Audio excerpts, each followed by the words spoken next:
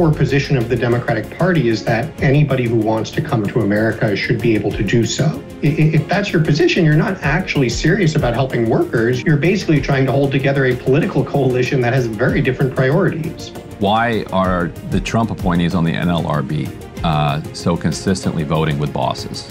One of the biggest problems with unions as they operate today is that they have become primarily political enterprises and essentially arms of the Democratic Party. And the problem is that that's not what workers want. I think it's pretty safe to say among private sector union workers, the majority supported Donald Trump in 2020. Welcome to Counterpoints. Today we're going to be joined by Oren Cass, who is the executive director of American Compass, which is a kind of rising, what would you call it, new right organization that is kind of reshaping the way that the kind of right wing associates itself with previously kind of left wing ideas, like it's really important to have worker power, to raise wages, and is trying to kind of reshape this new populism that folks like Trump are either kind of pushing forward or drafting off of. But to explain a little bit better than that, let's bring in my co-host, Emily Jashinsky, as well as Oren Cass himself. Emily, welcome. How you doing? I'm good. I'm in London. If people didn't watch the Wednesday show, second week on the job at Unheard. So here I am coming to you from the UK. And maybe we'll talk about the EU elections just a little bit. I know Oren probably has some thoughts on them because all of these fault lines were at play. But first, Oren, welcome. You've been profiled by all kinds of different media outlets as really one of the driving forces on Capitol Hill of, the new right, of putting sort of policy meat on the bones of populism on the right. You were a policy director for Mitt Romney's presidential campaign back in 2012, and I'm sure we can get into some of that. You've joined us on this program before, but first of all, welcome, Oren. Thanks for being here. Well, thank you for having me. It's great to see you guys. Of course. And in full disclosure, I have involvement with American Compass. I'm a fan of American Compass. So we'll put that on the table while Ryan starts yelling and Oren starts yelling back, and it'll all be in good fun. So Oren, why don't you start just by telling us, kind of how this populist program is going? I know we particularly want to get into immigration because that's probably where there's going to be some disagreement. But if we just sort of zoom out 30,000 feet and people say there might be another Trump administration imminently, do you feel like if day one, Donald Trump or really any Republican president were to take office, that a lot of these policy proposals, against financialization, for example, family leave, some of the stuff that's on the table, do you feel like it would really have a shot at passing or, getting the serious attention of the president? Well, I think absolutely. I think we've seen a real sea change in the set of policy issues people are even talking about on the right of center, on Capitol Hill, in Washington, and then also the kinds of policy that moves forward. And so, I think you see lots of examples of this. I mean, one is when it comes to dealing with China, with free trade, obviously the old orthodoxy that, free trade is good, always more free trade is better, cheap stuff is what we want. That's gone. And so whether that's talking about restricting investment into China, whether that's talking about raising tariffs on China, those are the things you see Republican leaders talking about at this point. I think you see the same thing on issues like family policy, where there are lots of different proposals out there now to really increase the support that we provide to working families. You see it on industrial policy, where something like the CHIPS Act can pass with bipartisan support, and you see a host of Republicans offering other proposals to do more of the same. And so in all these areas, it's a real shift away from the old, well, if we just sort of cut taxes and get out of the way, a rising tide will lift all ships. I think substantively, people have realized that's not true. And politically, the Republican coalition, the people who actually support Republicans and vote Republican, don't believe that and don't want to hear it, by and large. And so both on the substance of the economics and on the politics, it is a whole different American right than we became accustomed to over the past few decades. It definitely is a different American right. And, it has a lot of overlap with traditional kind of left-wing approaches to economic policy, whether it's, Antitrust, which actually has, strong antitrust enforcement has a home on a kind of free market, right? Because you need to break up trusts if you're going to have free markets. But skepticism of free trade, like you said, and industrial policy, subsidies, support for families and for just for raising children, et cetera. So where though do you break off from kind of left-wing economic orthodoxy? What do you see as fundamental to kind of a populist right economics that wouldn't overlap with, say, a Bernie Sanders? And Oren, actually, can I jump in first? Because I wanted to ask about this particularly, and I pulled a quote. This is from the Charting the Course policy series that American Compass released recently. The intro reads, "The vital conservative commitment to limited government depends upon bringing federal spending under control. Spending determines government size, its economic force, and the cost borne by citizens, whether they agree to overt taxation or not. The higher inflation of recent years and surging interest payments on our skyrocketing national debt both serve as reminders that one way or another, taxpayers are inevitably on the hook for the profligate spending of politicians." So that sounds, again, you were on the Romney campaign. You're in a significant role in the Romney campaign in 2012. That sounds good to me as sort of a traditional conservative. It sounds like something that might allay the fears of traditional conservatives.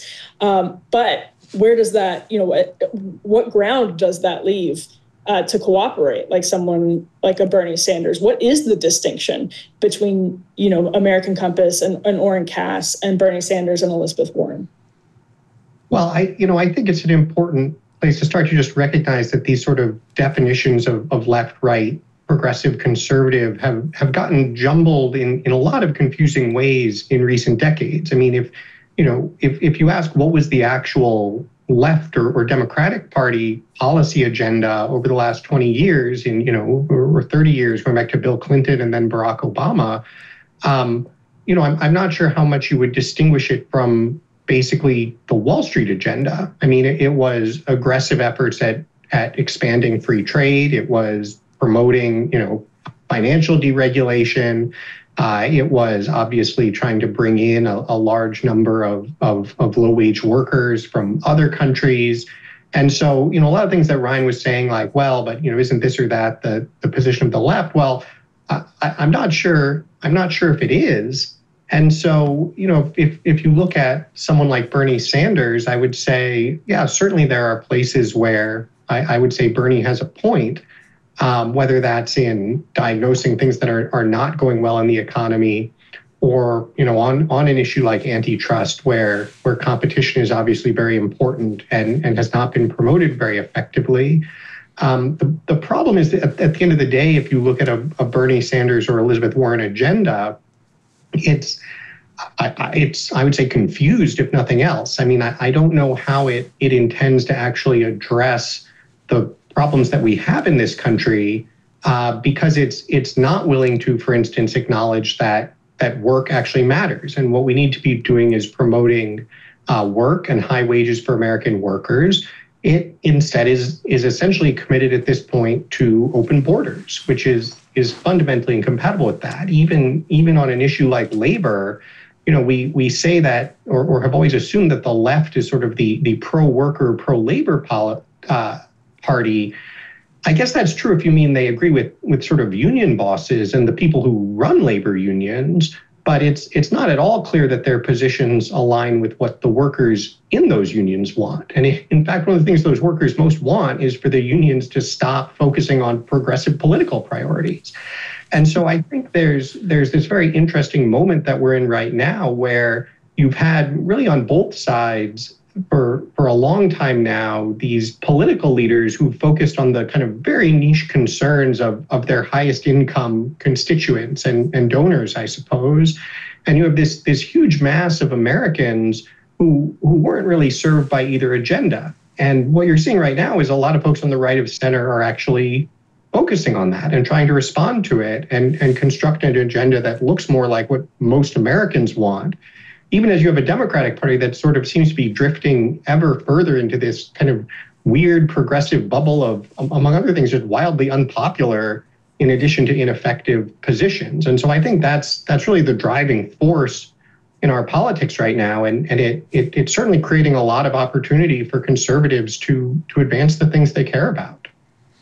So to me, I think there are kind of two different questions embedded in what you said there, and one is what is the best immigration policy for workers, for low wage workers, for medium wage workers, for high wage workers, and there might be different answers to all of those different questions, and that's something that we should spend some time talking about. But then the other question is immigration and are immigrants kind of being used and highlighted in a way that distracts us from a more serious confrontation with the things that are actually driving inequality, that are actually driving wages down, that are allowing kind of the CEOs in the top 10 or even 20% to aggregate all of the wealth over the last 50 years to themselves. So I think there's sort of like two different questions. Like on the one hand, yes, there may be a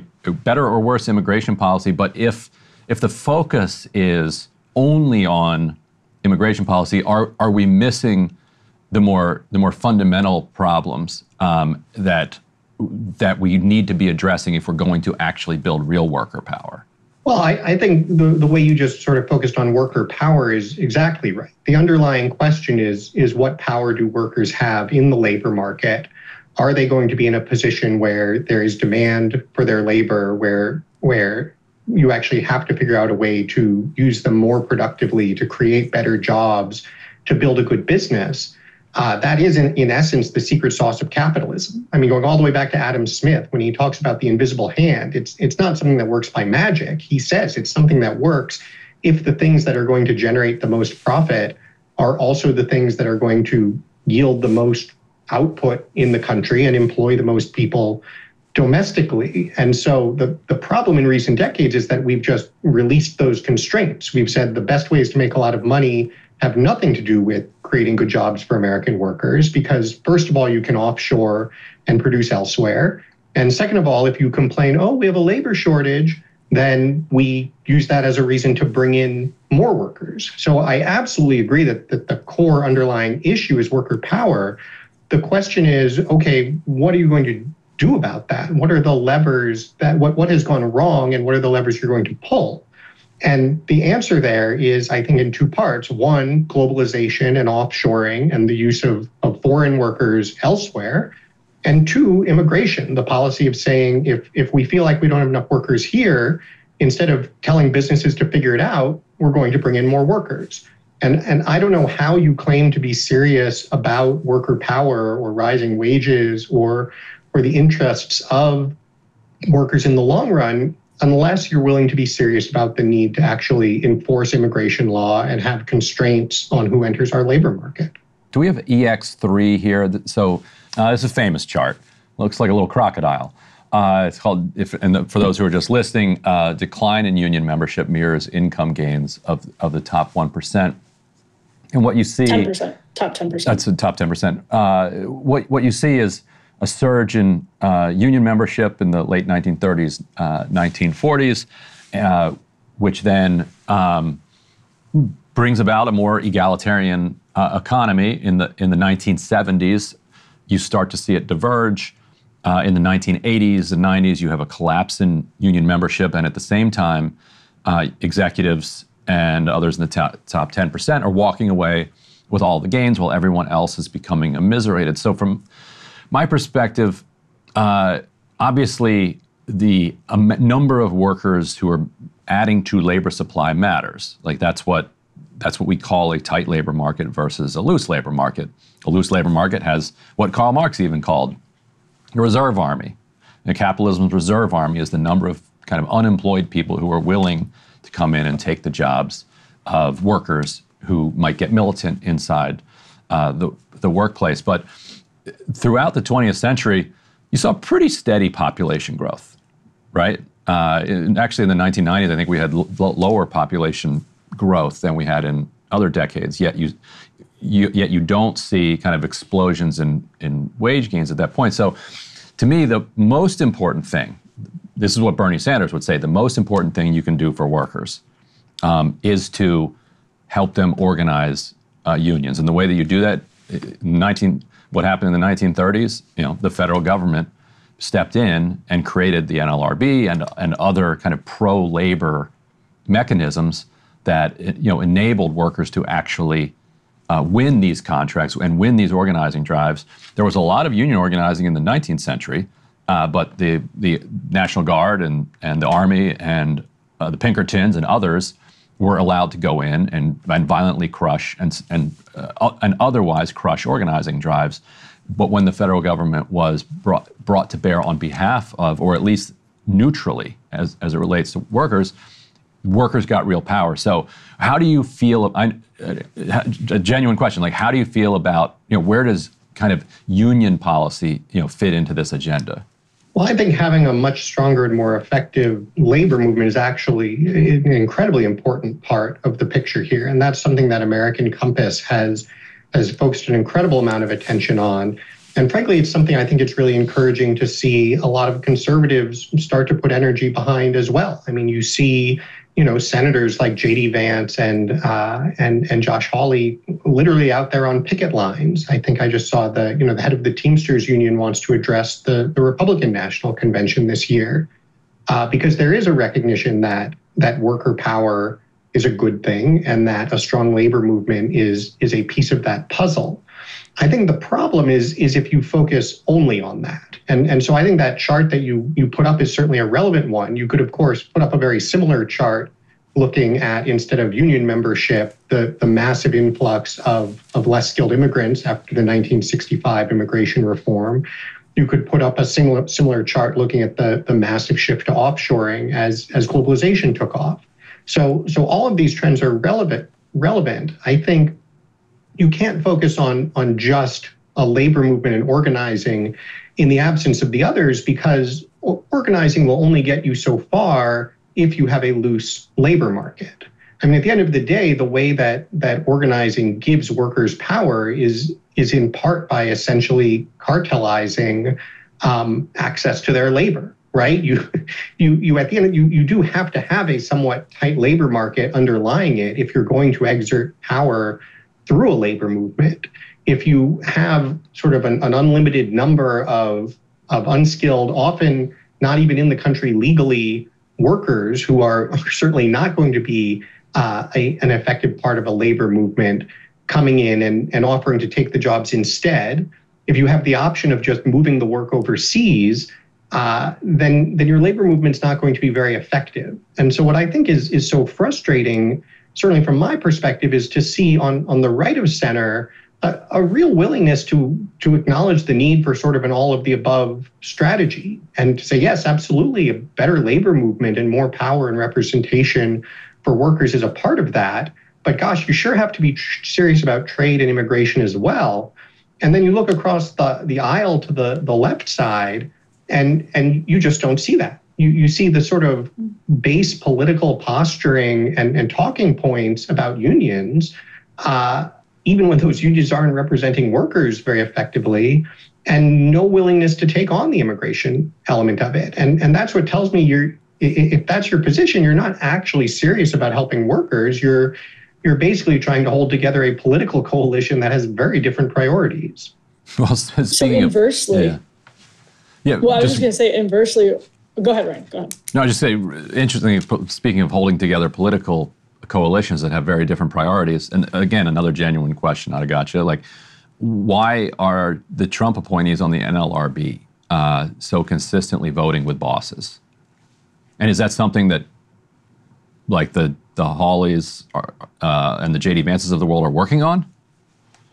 Well, I think there's no question that Trump himself is a sort of an imperfect vessel, to say the least, of a lot of this sort of thinking. For one thing, Trump, in a sense, was the dog who caught the car and was elected at a point where there was no infrastructure, no set of ideas, no broader set of appointees and so forth to draw on. And that's why you see he comes into power in 2017. And what are the two things they actually try to do? Repeal Obamacare and pass a big tax cut, because those were the two things that were on the shelf. You still had Paul Ryan in charge in Congress. And I think one thing that would be very different in any future Republican administration, certainly if you have a Trump administration, is when you look down Pennsylvania Avenue to Capitol Hill and ask, who's really driving the agenda there at this point, it's not Paul Ryan. It is folks like J.D. Vance, Marco Rubio, Josh Hawley, Tom Cotton. And so, certainly I think you would see a different dynamic this time around. Oren, didn't that tax cut prevent offshoring? I mean, isn't there an argument that it prevented offshoring? There are elements of the tax cut on certainly on the corporate side that I think were very important, that encouraged reshoring, that encouraged investment, and that's great. As a share of the total cost of the tax cut, that is not where most of the dollars were. And so I think that's one thing you see now also when you hear sort of discussion about, well, what should happen to the Tax Cut and Jobs Act, TICJA, as it's expiring and needs to either be let go or renewed in parts, is you have some folks who are saying, well, just renew the whole thing. You have others saying, well, wait a minute. First of all, we can't afford to do that, but let's talk about which parts of it actually sort of are most important to the economic priorities. But I would love to ask Ryan also, again, as a genuine question, not a gotcha. Like, how do you make sense of the Democratic Party's position on immigration at this point? Is there some case that this is actually somehow good for workers or consistent with the sort of rising wages and vibrant working and middle class that we want? Or I don't even know what the argument at this point is besides sort of, well, we don't want to get yelled at by these progressive groups. And I laugh because how do you make sense of a policy that is two different policies? Like the policy that Biden ran on in 2020, which is that Trump's immigration policy is immoral and a stain on the fabric of our society, versus the policy that he's implementing now, which is like, okay, actually, I'm going to implement Trump's policy, but I'm going to do it in a much more gentler way, and I'm not going to be racist about it when I do it. So, like, not only can I not explain, the rationale behind their policy, I can't even really explain what their policy is because they've fluctuated kind of all over the place in just a matter of a couple years. Like one of the biggest U-turns in like political history, in the sense that it was such a salient issue. Biden, running ads on the precise issue that he's now done like basically a complete U-turn over. Like the bill that he tried to pass. A complete U-turn. Yeah, like the bill. The bill that he tried to pass in the executive order is pretty much a shutdown. Like after, what is it? So after 2,500 encounters in a day, after that it's shut down. People seem to think that means 4 million people came in during his administration. Right. Yes. Like there was a surge, but is that because Biden was trying to bring people in? He's sending Kamala Harris down to Central America saying, don't come. He was trying to keep Title 42 in place. He has a completely incoherent immigration policy, and he's sanctioning and otherwise immiserating countries in our region, which is creating more push. But I don't think because he wants to push people like, say, out of Venezuela or out of Haiti or out of Cuba. But just because it's a schizophrenic, incoherent foreign policy that doesn't have any relation to that either, it's just completely chaotic. But in other words, I don't think that they sat down and said, what we desperately want is to have thousands of people a day, kind of like pouring over the southern border, like that. That's not what is that what the right thinks that the Biden administration wanted to do? What do you think, Oren? Is that? I think the Biden administration would obviously prefer, for political reasons, to not have the liability of a border crisis. Right. The problem is that the core position of the Democratic Party is that anybody who wants to come to America should be able to do so. And that's where, I think you get this fight over like, well, is that open borders or not? And they'll say, well, it's not open borders because we think we should have laws and so forth. Well, the question is, what do you think those laws should be? And that's where you see, even in the context of the so-called border bill that was supposed to limit or potentially shut down the border if you had too many illegal crossings. Even then, as Senator Chris Murphy famously said, the border is not closed. The goal was to instead expand the rate at which we could essentially grant people temporary status while having asylum claims adjudicated through ports of entry. I think you saw, recently Mayorkas was talking about even sort of opening offices in other countries to help people more effectively make these claims. Obviously, you have the CBP One app that is designed to, let you schedule when to show up and assert your asylum claim and come into the country. And then once you have people who are here, you have the Biden administration not only sort of catching and releasing them, but then also trying to stretch, what are supposed to be very limited authorities like parole into essentially indefinite legal status with work permits. And so that's the core question is you can have all these fights about who did what with Title 42 and at what threshold do you or don't you shut down the border between ports of entry. The question is, what's your actual goal and what's your orientation? Are you willing to recognize that a healthy American labor market requires very firm constraints on entry, particularly into the low-wage side? Or are you going to say, no, anybody who wants to come should be able to come? And I'd be interested if you disagree, but it seems to me that the Democrats' position and everything they do is very clearly oriented around the position that anyone who wants to come should be able to come, and that every policy they pursue and position that they take is, as a result, not actually supporting the interests of the legal workers who are here, both native and, of course, the many prior generations of immigrants who, if they are here legally and are in many cases now American citizens, deserve exactly the same consideration and are often the most harmed by this sort of policy. And so, go ahead. I was going to say, let's talk about sanctions as worker policy then, because I think, Oren, maybe some people on the right, those of us on the right, have rethought whether or not some of this demands a different policy in Central America, South America. So would you support lifting sanctions on places like Venezuela, that a lot of new workers into the country over the course of the Biden administration have been Venezuelan, they have been Cuban? Would you support lifting sanctions? Would you support lifting the embargo in Cuba? How do you think about that? It's an interesting question. I won't claim to be an expert on the sort of foreign policy and sanctions element of our policy with respect to Cuba and Venezuela. I do think the important sort of core premise here, though, is that it is not America's obligation to be the country of last resort for the rest of the world. And so this sort of attempt to establish this linkage, you also hear like, oh, well, the U.S. did this or that in, the 1950s or 1960s, therefore we have to do X today. The reality is that that's not feasible, and it's also not consistent with what the American people want. And I think that's where the rubber really has to meet the road on a lot of this, is that, so many people are making this election a sort of referendum on democracy and democratic norms.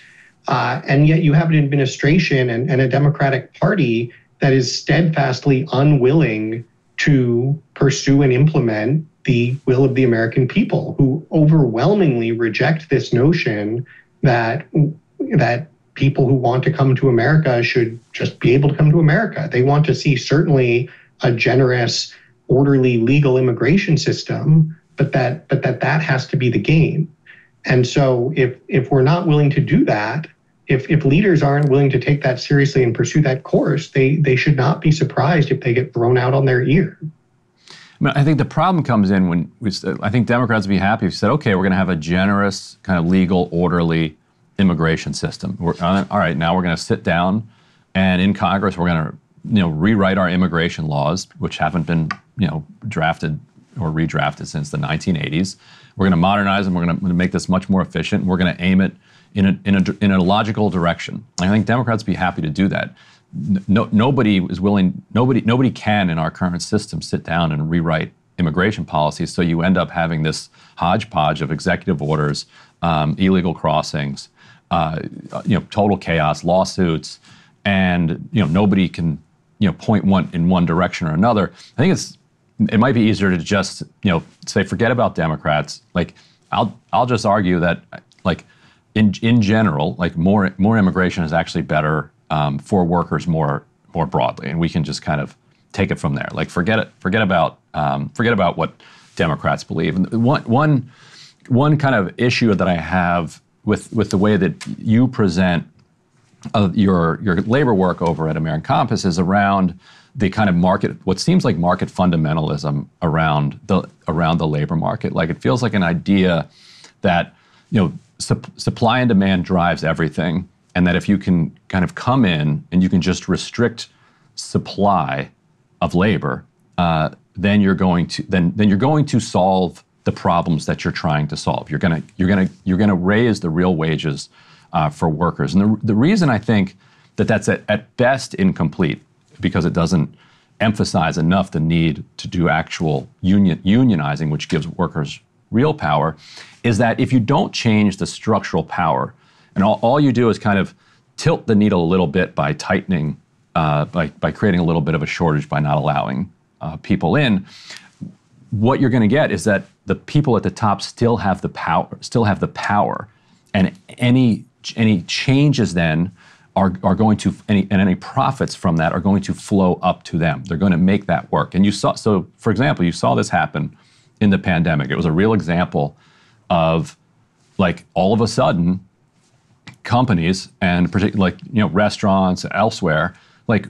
really needed to raise wages because there was a huge labor shortage. Not only did we have basically immigration sealed down at the border, lots of workers just weren't willing to work. Some of them were just locked out. So they couldn't find enough workers, and so the first part of your theory came true. Like you did see nominal wage growth. Jobs that used to pay $13 an hour were now paying $16, $17 an hour. But what you also saw was the economy starting to completely buckle, and you saw it on a micro level. You'd see restaurants that used to be open all day. Now they're only open half the day because they couldn't get enough workers to come in. Or if they were open at all, they would only have one section open because they only had this number of people who were able to come in, and that blasted. And then as a result, the price of everything goes way up. You start to see this massive spike in inflation. And so while nominal wages went up during the pandemic, real wages actually went down. And that's because you didn't structurally change who had power within the political economy. And so all of the kind of all of these price movements just kind of flowed to the very top. And so my argument would be, if you don't have unions who are able to then fight back against that, whatever ability you have of pushing up nominal wages is just going to lead to inflation across the economy and then more profits for the top 10%. Well, I guess I have a little bit of trouble following that story, because it seems to me that is also what a lot of labor economists would not incorrectly worry unions would do. I mean, if what you're saying is that when workers have power and push for higher wages, that just forces up prices and the result is inflation. I mean, fair enough, maybe we have a very long conversation about what was actually going on during the pandemic, but I don't see how the story is different if it's your union contract driving up those wages. If your theory is that higher wages are just going to translate to higher prices and therefore no real wage gains, then unions don't really get you anything. In fact, a lot of people would say that's exactly what unions were doing in the 1970s that drove stagflation. The idea is that unions and more worker power, which would also translate into more power for politicians who represented workers, would be able to then intervene and make sure that the richest of the rich don't pull out those wages. You had a line in your Compass essay. Was it called "Jobs That Americans Do" or "Jobs Americans Won't Do"? Yeah, jobs Americans would do, but yeah. Would do, yes. So you had one line in there that said, windshield installers are paid what they are because that is what must be offered to employ the required number. The same is true of marketing executives. What's interesting about that line is that that's not actually my experience. So I had this bizarre experience where I used to work for the Huffington Post, which was bought by, after I'd been there for a couple of years, it was bought by AOL. And then several years after that, it was bought by Verizon. And so because I was kind of a senior person at the Huffington Post, and they'd never really owned media before, I wound up being kind of categorized in an executive level at like AOL and Verizon, even though like it didn't make any sense or whatever. It's just kind of but it put me in orbit of all of these basically vice presidents or marketing executives and all these types at these corporations. And so I was able to get a window into how that world operated. And what you saw was this just wildly corrupt kind of back scratching going on. And so while you might have to pay a windshield wiper X amount to get them to come do windshield installers, you might have to pay them a particular amount. It was actually marketing executives who were deciding what their friends were getting paid. It wasn't a question of what do we have to pay this person to get them to do this job. It was a question of basically how much can we get away with stealing from shareholders here? Like, what is the most amount that I can pay you and that you in the next executive compensation committee will agree to pay me? And you just extract all the shareholder wealth that way, not because you had to pay them that. There were other people who would have done the job cheaper.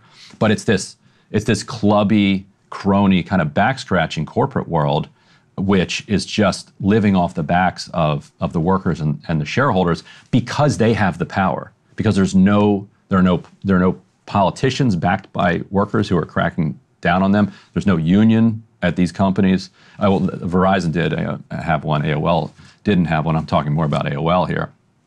And so you wind up with this corporate culture that just siphons wealth off of the top. And if you don't undo that, just shrinking the number of people who are able to apply for $13 an hour jobs is what I'm saying isn't going to change things structurally.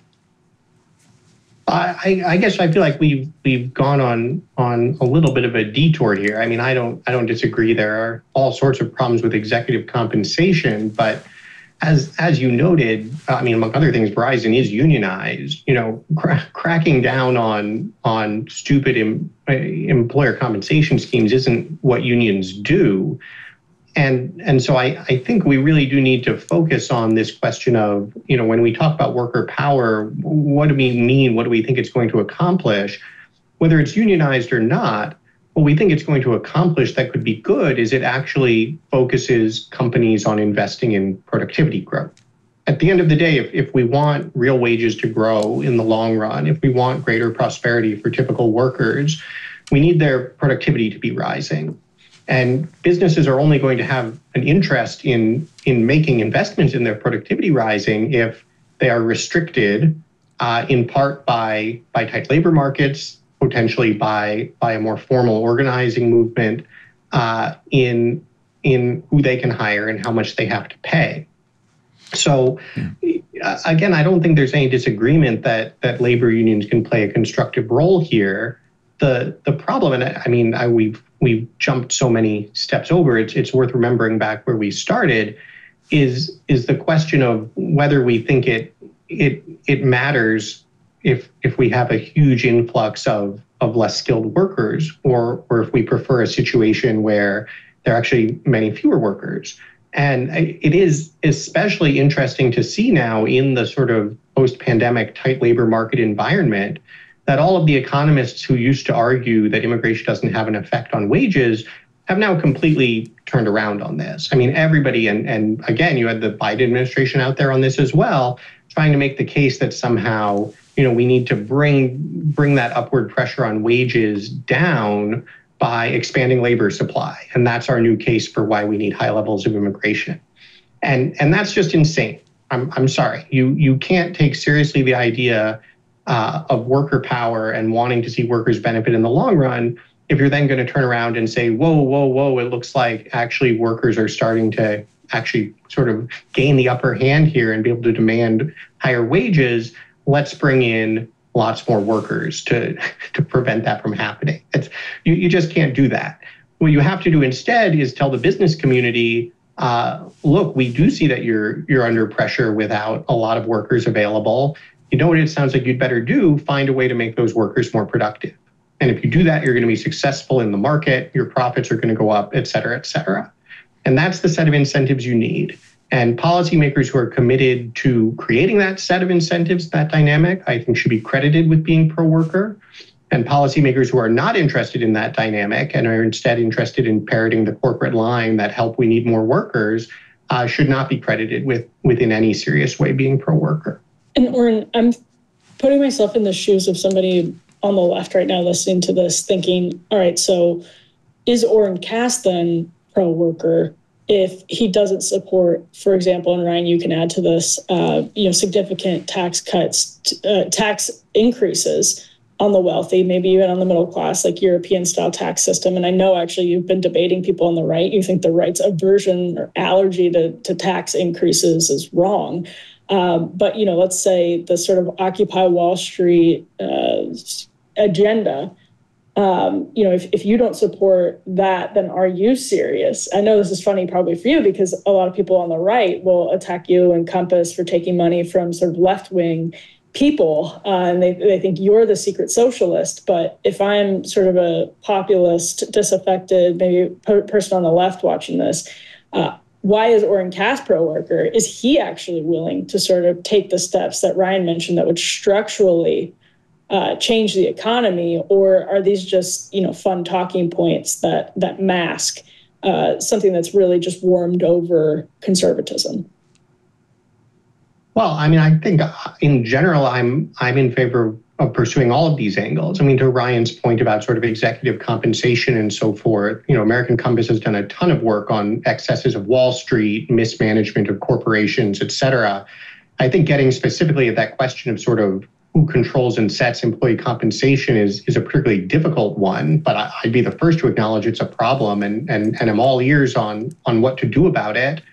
I think likewise, when you talk about the tax issue, American Compass has just put out this work saying this idea that we should only ever cut taxes and our budget only has a spending problem is just not true. Now, the flip side, I think it's also important to say, it's not like tax increases are good for workers, right? Like, I think it would be wrong to go out there and say the way we solve these problems for workers is to raise taxes on somebody else. And I think that's where the sort of Occupy Wall Street, like we just need to sort of, if we punish the 1%, somehow that will benefit somebody. I'm just not sure what the logical chain is there. I think the two things we need to focus on much more strongly than a lot in the Republican Party have historically. One is that budget deficits matter now, right? It's not just a matter of accumulating debt that's going to promote some, cause some future crisis. Budget deficits are a form of imbalance in the economy that has all sorts of consequences that crowd out better private investment, that drive up trade deficits and encourage offshoring. And so saying, actually, we need to get our budget deficit under control, and that will be a good thing for workers, I think is really important. And then the second piece of it is to acknowledge that, a lot of the things we spend money on that Republicans have historically said, well, let's just cut, those things are really popular with and important to workers. And so whether you're talking about, the safety net, certainly if you're talking about entitlements, your typical working family isn't interested in seeing those things cut. Now, obviously, there are trade-offs in life. Either you have to reduce spending or you have to pay more taxes to cover the spending. But what we've said is the appropriate pro-worker view here is, number one, you do have to close the budget deficit. You have to be willing to pay for the government you have. And number two, the way to do that is going to have to be through real compromise that, yes, does bring down spending, including in some painful ways, but yes, also is going to have to raise some more revenue in some painful ways. And so that's the position that we've taken. Again, I think it's one very interesting that you start to see conservatives taking? We just put out a podcast where we spoke with both Congressman Ro Khanna, the progressive Democrat, and Congressman Jody Arrington, the conservative Republican, who's chair of the House Budget Committee. And it's very interesting to see, Congressman Arrington, Chairman Arrington is more than happy to emphasize, yes, there are going to have to be compromises here. We can't just do the Republican tax cutting thing. Revenue has to be on the table because we do have to close this budget deficit. And that's exactly the place I want to see conservatives going. Frankly, it's very frustrating on the other side of the conversation to try to ask progressives, to say like, look, we think there could be some revenue on the table. What's the spending that we're going to put on the table? And the answer being, well, essentially nothing. I mean, you look at the Biden budget, Biden takes spending up further over the next 10 years while making no attempt to pay for it. And that's just not real. We're going to have to get past that if we're actually going to make the progress that I think you're starting to see pro-worker conservatives open to pursuing. One last point on kind of unions and worker power before we move back to the question of immigration, the economy, or worker power. There is that, to your point about that, unions at a micro level, can have the same effect of, they drive up wages, and then they might drive up prices and have some inflation as a result of that. What I'm also talking about, though, is the way that union density and a big labor movement changes the entire political economy. And I think if we can put up EX4 here, I believe it is, or any of these charts that I grabbed, kind of show the picture that, so this is basically the way that you're seeing all of the gains flow to, very high wage earners happens to coincide precisely with the time that union power is collapsing. As union power is surging in the 40s, 50s, and 60s, the political economy is structured kind of toward workers. And eventually, these big companies are able to kind of beat back the labor movement, to break the back of unions. And as a result, the kind of entire political structure changes. And so I think we have EX5 here, which shows right at the time that unions are broken. Like before you break the unions, so it's not just that the union in micro negotiations with the company are what are producing the effect that you're seeing on the chart there. It's also that both parties then are heavily influenced by workers, because unions are organized and they're able to get out the vote based on their material economic concerns. And so they then implement legislation that makes it more difficult for people to accumulate that sort of wealth. What happens in the 70s and 80s is that you see the marginal tax rates just start to collapse. And you asked, what to do about this crazy, corrupt executive compensation. The answer is quite simple. You tax it. Like back in the 1970s and 1980s, when you had very high marginal tax rates, there just wasn't the incentive for executives to go out and do all of this stuff. Now, the counter argument to that 90% tax rate, people often say, well, actually, nobody ever paid the 90%. So that's kind of a myth that we ever even had it. But my argument would be the point wasn't to collect revenue. It was social policy. It was policy aimed at discouraging the type of activity that would accumulate that much wealth. So in other words, a corporate raider, a private equity group might be able to look at a Kmart and say, we could bankrupt this pension fund and steal all the money. We could break the union. We could sell the land out from under it and just keep all the money. But at 90% tax rate, like what's even the point of doing it? So we're just going to go to try to find things that we can do that are actually kind of useful to society, which, to your point, and to Adam Smith's point that you quoted in the essay, like capitalism works if you're directing people towards socially useful projects rather than socially destructive ones. And so what I'd say is, like, by reorganizing the political economy so that workers have power, again, what those workers will do is produce federal policies that then make it very difficult for the top 1% to continue to gobble up all of the wealth. And I just don't think that's the kind of thing that you can do just by, say, tightening immigration down at the border. Well, again, I don't think we disagree that a stronger labor movement is important as well. We'd have to have a longer conversation about this 90% tax bracket issue. It's important to understand that it would not have back then, and anything you would do today would not hit your sort of Huffington Post marketing executive. And so when you start, and conversely, when you start to talk about the profits that you're making from taking over and bankrupting Kmart, those are typically coming through capital gains, and if they're even realized and being steered into wealth in other forms. So, look, American Compass has said there's problems with all this stuff. We should be trying to make policy that addresses it. I would not agree that a 90% top tax rate is really going to do those things.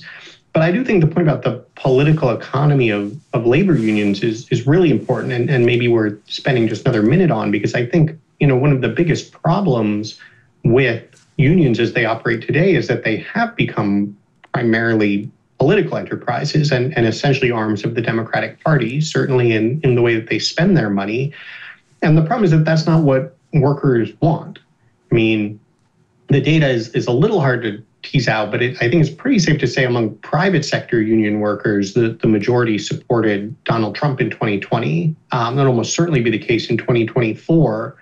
And so you have this problem, if nothing else, American workers don't look politically very different from just Americans generally. And so the idea that we're going to sort of use union power and sort of organize workers and exert political power through them in a way that advances the Democratic Party's priorities, it just doesn't make any sense. And in fact, the continued effort to try to do that is probably the number one obstacle to organizing today. I mean, we've done a lot of survey work.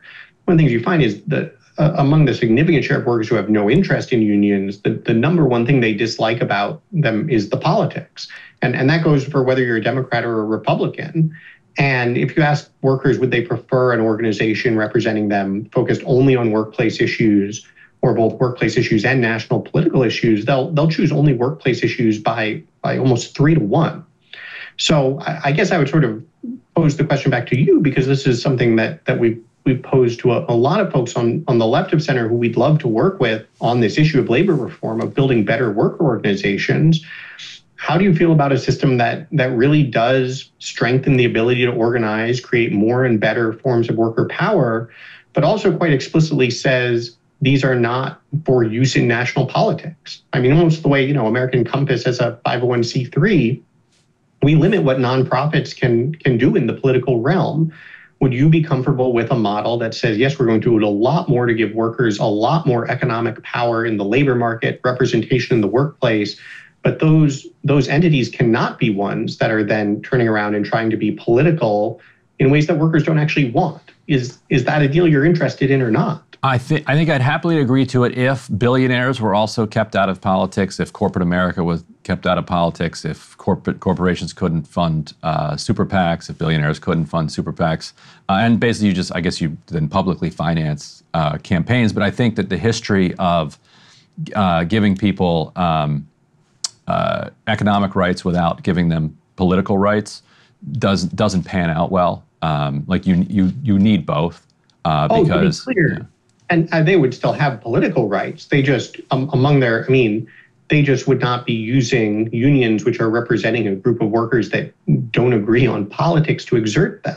I should say, I entirely agree with you on the corporate point. I would like to see us address Citizens United one way or another. I think getting that out of politics as well would be very constructive. At American Compass, we continue to look for a partner on the left who would be willing to take this exact deal and go out there and say, look, workers would be better served, our political system would be better served if we reduced both the role of unions and corporations in our politics.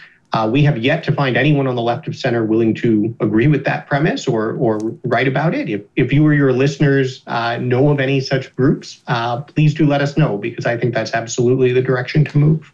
Yeah, I think the reason you're not going to find that is because I don't think anybody believes that kind of corporate power and the power of the rich is ever actually going to be taken off the political playing field. And so if you take what's left of union power away and you take away the ability for unions to grow, to grow and to become what Galbraith calls the countervailing force. Like without that countervailing force of labor unions, I think corporate power just becomes too dominant. So that's why. Yeah, what kind of reaction have you gotten? Has anybody come close? I find it hard to believe that anybody would even come close to agreeing to that on the left. No, well, typically the dynamic is exactly what we've seen in this discussion, where the person on the left, represented here by you, attempts what they think is the gotcha of, well, sure, I'd be open to that if we could also do something, if you're open to doing something about corporate power.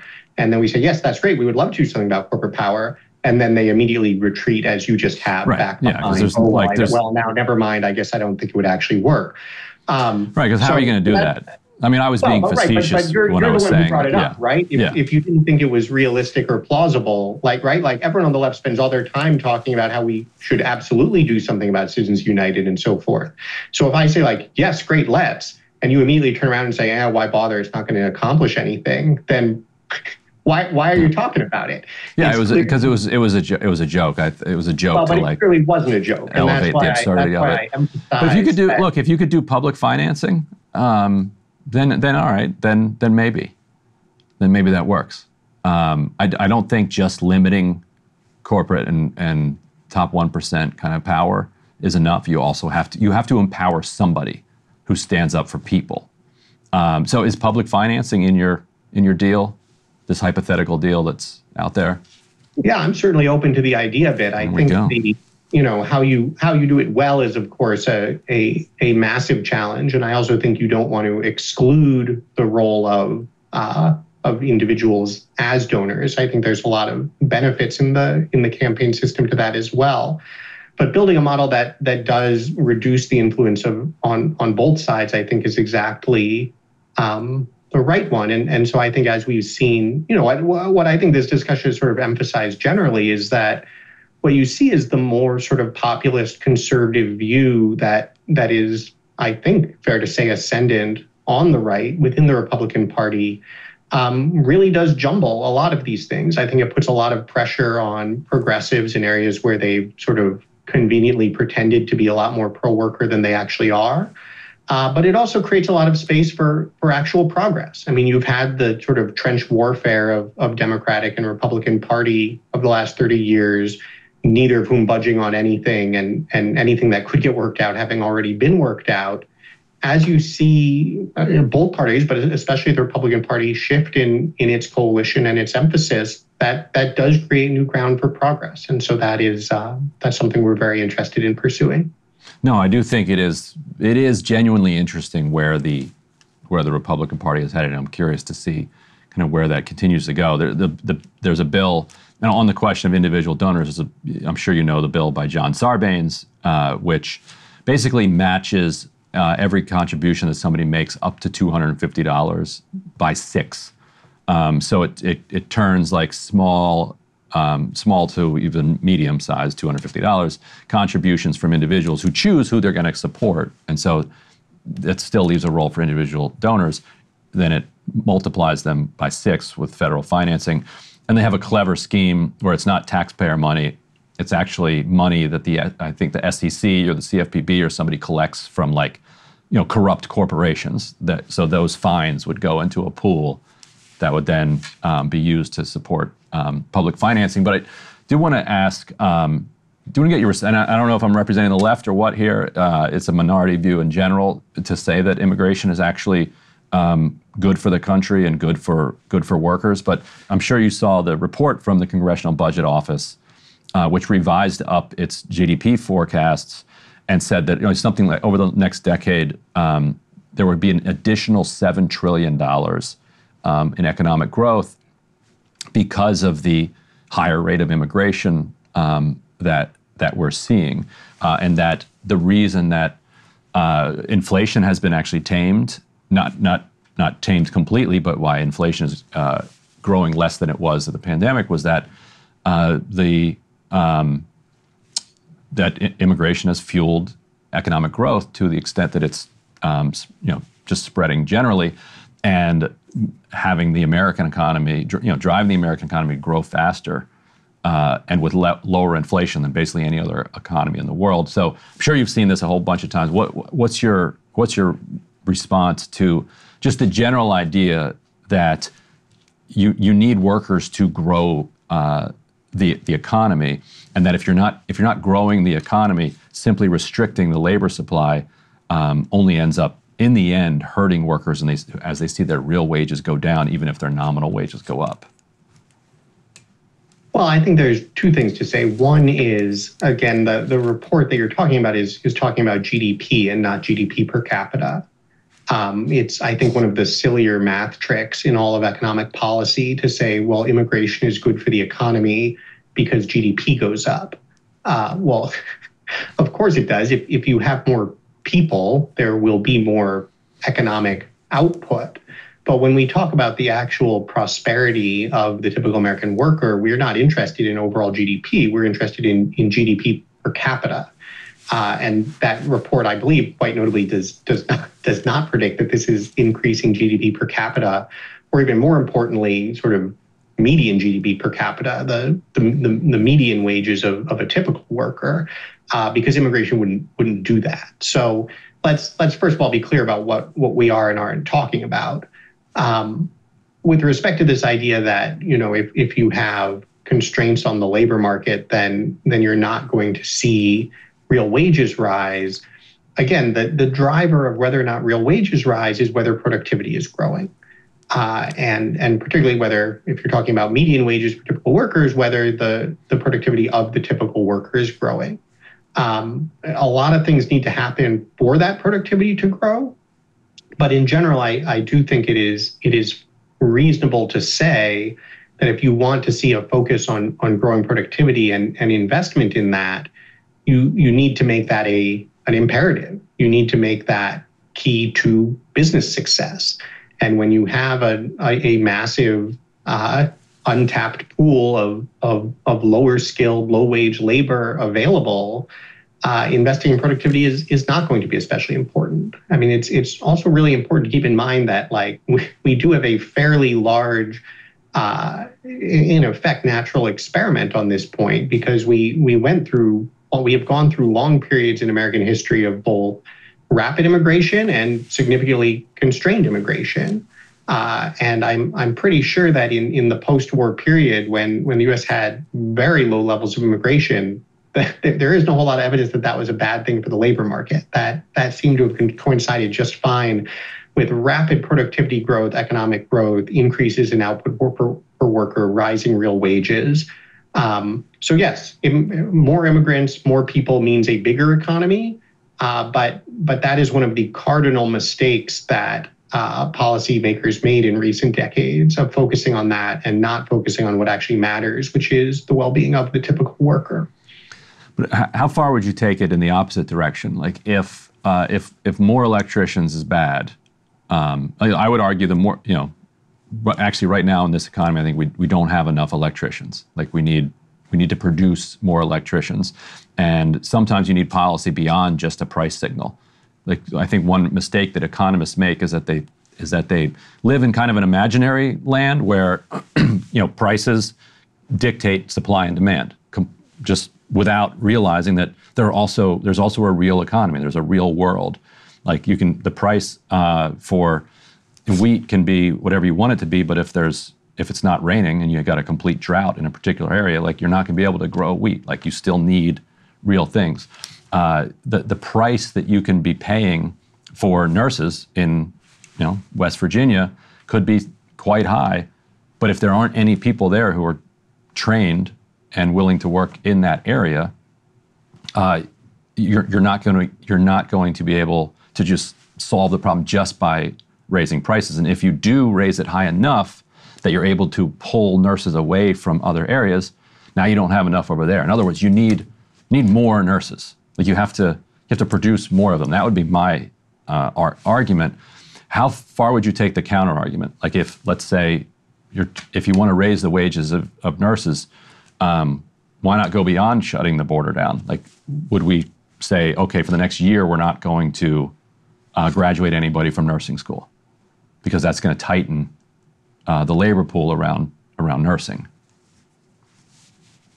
Uh, I'm trying to like because if your policy lever is labor supply, why stop at immigration? Well, because the policy goal is the well-being of American workers, right? So the countervailing interest here would be people in the United States who do want to be nurses. And so, I mean, I guess you could say, like, arbitrarily, let's tell a bunch of people they can't work, and that would, I guess, tighten the labor supply, but at obviously the very serious expense of the Americans who you would be telling can't work. So I think what you're trying to solve for is the healthiest possible labor market serving the interests of American workers, and that is sort of how I would try to evaluate the policy proposals. I would say just again, focusing on the nurse example a little more, it's worth keeping in mind that one thing you would expect to see if you have a shortage of nurses and compensation for nurses therefore starts to rise significantly, it's not just a matter of sort of moving nurses from one place to another, it's a matter of having more nurses over time. And one of the things I think we get wrong, and also in sort of blaming the tight labor market for inflation in recent years, is that if you have a tight labor market, especially at the bottom, what you're doing is affecting relative prices. You're forcing people to drive up wages for one set of workers. There are other workers who don't benefit from that. And in particular would be the high skilled workers, the higher wage workers whose labor market is not getting tighter. And so in a sense, what you are talking about at the macro level is a fairly significant shift over time, and one that I think would be very important. And that's where that windshield installer versus marketing executive example ultimately comes down, is that if you move toward an economy in which we really need a lot more and to treat a lot better and to create better jobs for those workers who have been left behind, that's also going to have a blowback effect on those who have benefited most from this model in a way that I think would be very healthy for the society. And so I think that's something that certainly makes some people very uncomfortable, but is the direction we're going to have to go if we want to address a lot of the problems we have. I apologize. I have to depart, so we should wrap up. But this has been a terrific conversation. Yeah, no. Emily had to drop. I don't know if she mentioned it. Emily had to drop off earlier. She had to run. A lot more to talk about here. And I think, like, as long as we're talking about growing worker power through a strong labor movement, then I think the left and the populist right can certainly negotiate around a sane immigration policy. I don't think that has to make or break that potential coalition there. I hope so. All right, well, there we go. Well, Oren Cass, Executive Director at American Compass and the visionary for the new populist right. Thank you so much for joining us here. This was great. Thank you. Hey, if you liked that video, don't forget to hit the like button and subscribe to Breaking Points. If you want to see the rest of Counterpoints, go to breakingpoints.com to become a premium member and get the full uncut show every morning in your inbox and on Spotify.